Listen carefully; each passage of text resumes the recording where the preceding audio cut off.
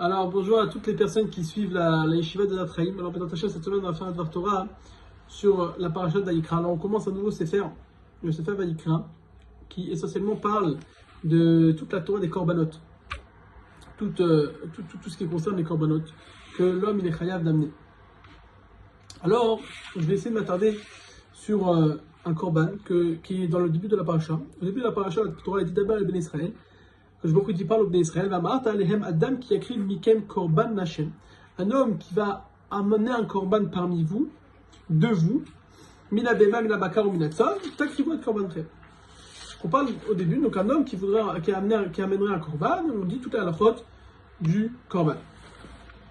Alors, le premier élément que je voulais partager avec vous, c'est la question du stapler. Le stapler, il pose une question. Il dit, on sait très bien que là, Rashi, ici, à la Makom, dans le Pasouk, de Adam qui a écrit Mikem, le Pasouk qui dit, Rashi dit, on parle du Korban Nedava. Il ramène un Torah de Kohanim qui nous dit que Adam qui a écrit Mikem, un homme qui va amener de parmi vous, Rashi l'explique, Keshe Yakriv, lorsqu'il va apporter.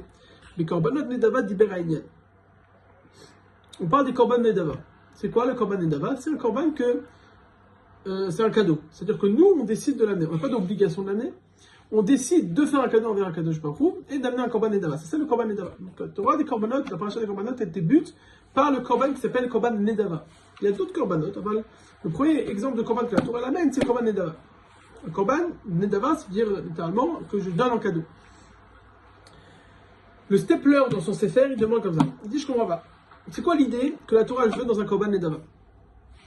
Si je suis obligatoire, si de toute façon c'est obligé, qu'il faut pour que l'homme s'améliore et que ça fait partie de toute du Ratson d'Akadosh Baruch Hu, alors qu'il nous oblige. Pourquoi rester dans la non-obligation? Et si on a dit, bah non, c'est pas quelque chose de chachouv, alors à quoi il sert? Super, donc ça c'est la question du stapler. Ça veut dire, manière du cadeau, si c'est important, Akadosh Baruch Hu nous donne une obligation de l'amener. Si c'est pas important, alors qu'on n'amène pas. C'est quoi l'idée? Le stapler il donne un yisod. Pour répondre à la question, Mamash un yisod gadol. Il dit que justement, on a besoin d'un korban qui vient bétor cadeau, qui vient en tant que cadeau, pas en tant qu'obligation.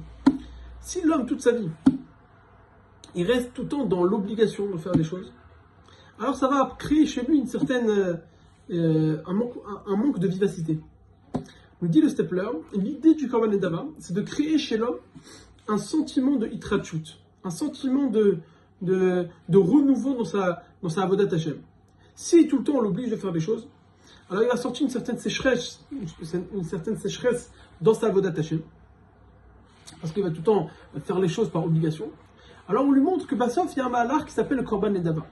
Le Korban Nedava, c'est une idée de venir et d'amener de soi-même. C'est-à-dire que quand je vois qu'il veut des fois que l'homme il fasse des choses qu'il n'est pas spécialement obligé de les faire. C'est ça que le Korban Nedava veut nous demander, que je vois qu'il veut nous dire par le Korban Nedava. De faire des choses qu'on n'est pas obligé de faire. C'est quoi l'intérêt? L'intérêt, c'est que ça crée une certaine vivacité et un renouveau dans notre travail d'attachement. Quelque chose qu'on n'est pas obligé, quelque chose qu'on est obligé. Alors on le fait parce qu'on est obligé. Mais là, quelque chose qui vient de nous-mêmes, un cadeau qui sort de l'ordinaire, alors là, ça vient de nous. C'est un élément qui vient, c'est un élément personnel. C'est une avodat personnelle. Il y a même la chaîne du Roker qui nous dit que En Chassidut Trilata. Quand un homme, par exemple, il commence à se comporter de manière bien, il prend sur lui quelque chose en plus, que spécialement il n'est pas obligé d'accomplir, mais une date de piété. Alors au début, il sent une itlavut, il sent un certain engouement de vouloir, c'est nouveau, j'ai pris quelque chose sur moi. La personne sent un engouement particulier. Et on voit qu'au fur et à mesure du temps, une fois que ça devient habituel, cet engouement, cette vivacité, elle s'élimine. Alors, c'est pour ça qu'il dit le stapler qu'il faut tout le temps trouver quelque chose dans notre avodat Hashem qui tout le temps nous ravivit la flamme. Tout le temps quand on fait les choses de manière continuelle et habituelle, on risquerait d'arriver à un problème de meloumada, c'est-à-dire qu'on fait les choses par routine, de manière routinière. Alors il faut trouver dans chacun dans l'avodat Hashem quelque chose qui nous donne un certain renouveau. C'est ça l'idée du Korban Nedava. Quelque chose, de prendre sur soi quelque chose qui nous donne un renouveau dans l'avodat Hashem. Alors évidemment, les choses obligées, il faut les faire. Mais on voit cette idée aussi dans tout élan de tchouva aussi. Dans tout élan de tchouva, et quand je vois qu'il est content de cette itrachut qui est créée dans notre travail d'attaché. Alors bien sûr, ce côté renouveau va venir aussi avec les choses en plus. Bien sûr, tout ça, tu as à calculer parce qu'on ne peut pas demander à tout le monde de faire des choses en plus. Déjà qu'on fait des choses qui sont obligées, c'est déjà pas mal. Mais toujours de trouver quelque chose de... Voilà, ça vient de moi. Ça vient de moi. Le ça vient de moi, c'est-à-dire quelque chose que de base il n'est pas obligatoire, d'après la Torah, mais par mesure de piété, c'est bien. Prends quelque chose de sur soi, c'est pas mal. C'est bien, ça rappelle un peu l'idée du Korban Nedava. Mais même quelque chose qui est de base obligatoire, quelque chose qui est chayav, qu'on n'est pas mécaillé, et bien il y a tout le temps cet élément de renouveau. Tout le temps cet élément de renouveau. Quand on est chosé, tchouva, c'est un renouveau, c'est un retour vers la source. Alors c'est sûr que là aussi, ça crée un élément de vivacité. On voit ici qu'il y a un pasouk qui nous dit, dans l'Haftara de Shabbat Tchouva, Erpa Meshuvatam Ohavel Nedava.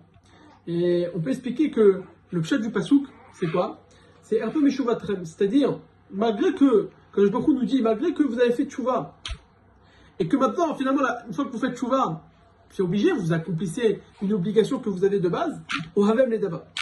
Donc en gros, le pasouk qui parle de Tchouva, donc quelque chose qui est obligatoire, donc on est obligé de faire Tchouva.